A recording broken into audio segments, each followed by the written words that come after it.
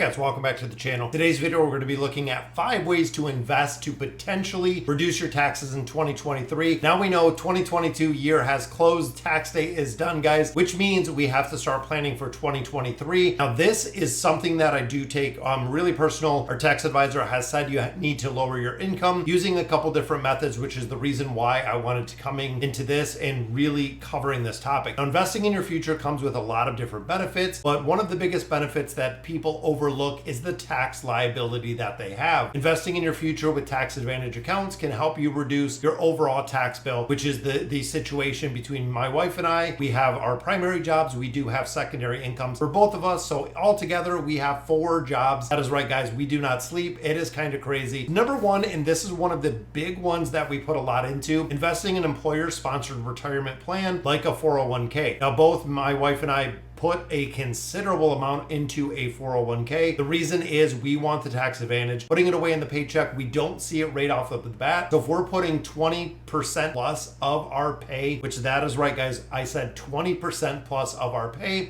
we don't even see it. We live on what we do have and what we do bring home. So thinking of that, guys, that is a huge tax benefit. So if you're talking $20,000, $30,000, $40,000 that I'm saving in pre-tax dollars, that is that amount that I'm not paying tax in. And where we're at, we are in a higher tax bracket, which means that we're lowering the amount we're paying in taxes. Now, essentially what's going to happen with these investment accounts is we're going to get to a point where we're going to have to take the money out. Hopefully at that point, we're in a much lower tax bracket, which is the reason between the IRAs, the 401ks, things of that nature. When you start taking your distributions, you'll pay taxes at that time, but it'll grow a lot more and will be in a much lower tax bracket. It can be even beneficial if you have a lower income later. This is because your tax base of the income bracket will change or reduce, hopefully. Now you have to really take that with a grain of salt, guys, is you can't really anticipate what it's going to look like in 20, 30 years when you get ready to retire, what the tax brackets are going to look like, everything of that nature. Additionally, the maximum contribution for your 401k in 23 is $66,000. That is right, guys. $66,000 you can put into that 401k contribution, including both your individual contributions and your employer contributions. Note that the IRS does up this contribution limit every single year. We've seen it kind of in pace with inflation. So make sure, guys, also in addition that you're not leaving money on the table with the match if your company does offer a match, and also that you're not leaving old 401ks at other jobs. Now, this is probably one of the absolute biggest things. When you leave other employers, a majority of the 401k plans go unmanaged, meaning that no one is actually watching over that plan. What you had it invested in when you left is what it is still invested today, for better, for worse, whatever it may be. Make sure you're taking those, you're moving them into different accounts, managed accounts, or managing them yourself through M1. That is what I use, guys. The links are down below. Number 2, we look at an HSA account, the health savings account. If you are in a high deductible healthcare plan, which you have to check with your employer or your health insurance provider to see if you are. So this gives a tax benefit for every dollar you put in there, and the money goes for future medical expenses. If the money is used for medical expenses, you do not pay taxes on it, which is huge, guys.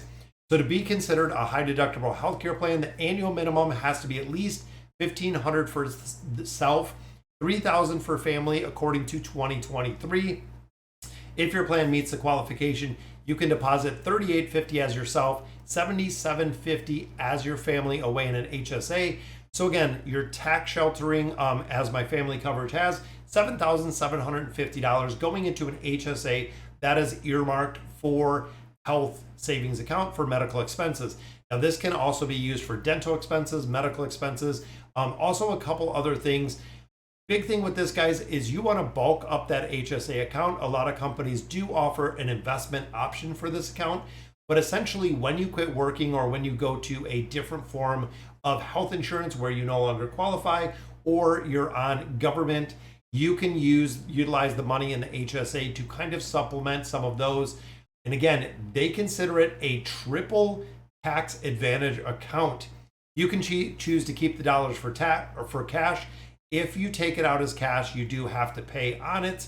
With an HSA, wait until you're 65. You can take the entire balance out for any reason with the HSA. However, these distributions are taxable. So if you literally have it tax-free up until that point, you could actually take some money out of this once you hit 65, meaning that you can pay when you're in a much lower tax bracket versus paying for it now. So kind of setting aside the tax now, when you hit a certain age, if you need the money, and that is only if you need the money, you can take it out.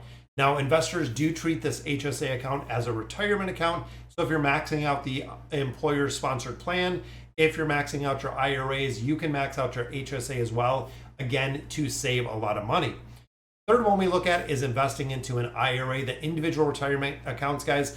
Starting these early, if you're 18 years old, if you're young, starting these retirement accounts are huge because each one does have its tax structure. The two most common that we're going to talk about is a traditional IRA and a Roth IRA. Now, one thing you have to note with these guys is the IRAs, depending on your income, you can contribute or you cannot contribute. Again, depending on your income, it starts phasing out the contribution limits to a certain point. The most common that we see is the traditional IRA. It's an investment account that is separate from employer-sponsored plans. This is completely separate. Putting money into an IRA is a tax deduction, and you pay for the withdrawals or you pay the taxes on the withdrawals when you take the funds out of the account. Now, once you reach 59 and a half, you can take distributions from the account, but you pay income.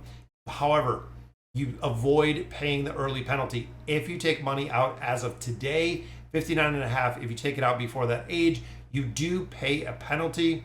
However, there are required minimum distributions when you hit 73 years old, which means the government wants their cut of the money you have in these IRA accounts. So when you hit 73 years old, they're going to start making you take money out of the IRA, and the money that you do withdraw that is required to take in that required minimum distribution will be taxed at that time. Now, the flip side of this one, guys, is the Roth IRA. Again, younger individuals, 20s and 30s, Roth IRAs are an exceptional way because you're in a much lower income tax bracket, which means investing your money that has already been taxed, you do not get a tax deduction. However, unlike the traditional IRAs, once you reach 59 and a half, you can withdraw the funds with zero taxation. That is right. This means the full balance is completely yours at retirement, making it a choice for tax-free funds in your post-retirement years. Now, the big thing about that too is you do not have to take the required distributions because you've already paid tax on that money. So if you're setting aside Roth money, guys, again, you don't have to pay tax if you have that Roth money. So when you get to retirement, if you're not utilizing it, you do not have to pay the tax on it, which is a really, really cool caveat. Now, one thing to remember, if you need to access before you turn that age, there's a number of exceptions that you can actually get or exemptions to paying the tax. The account is more than 5 years old. You can withdraw to pay for education, first-time home buyers, as well as other qualified expenses. Now, the next one we look at, and this is one that I have definitely considered, guys, is investing in real estate. Now, real estate can reduce your tax liability, and I know a lot of people are going to say this is how the wealthy do it, and this is how the rich do it. Owning real estate, you can actually lower your tax. There's a long list of deductions, including mortgage interest, property taxes, property insurance, property management costs, building maintenance, building repairs, property depreciation, and more. Yet you still own the investment real estate, you still own the property, but again, you have an incredible amount of deductions, which is the reason why a lot of people say debt financing real estate makes big sense because of the deductions that you get in there. This is not even the full list, guys, but again, depending on the taxes, you can contact a licensed tax provider, a professional, which I am not. I'm not an investor. I'm not a tax advisor, and definitely check it out. Now, the last one we look at, which is your bonus one, is selling underperforming stocks. So you actually have the ability to tax loss harvest. Again, M1 can do this for you automatically, but if you qualify, you can claim a tax deduction of up to $3,000 per year in capital losses. Again, writing another $3,000 off on your taxes. I've done this for the last couple of years with cryptocurrency, coins that have went down in value. taking capital losses on those, actually selling out some of those. So they have an example in here. Let's say you bought a share of Tesla for 150. During the year, it went down to 120. You can write off your $30 loss if you sell that up to $3,000. However, if you plan to repurchase it again, it is a wash sale, which I'm not going to get into right now. But guys, there are a lot of things, and now is the time to start planning for the 2023 tax year. I know 2022, again, just literally closed, but you want to make sure, guys, the more that you prepare for this and the more that you know exactly how you're going to plan going into 2023, even with my personal tax advisor, we went through a game plan, knew exactly what we could deduct from the business, what we could deduct for expenses, everything of that nature. I track it to a T every single day. Every single time that I have an expense that is business related, it is recorded, guys. I do not want to miss any of those at all. All right, guys, so that'll do it for today's video. Let me know in the comments what you guys think. And as always, thank you guys for watching.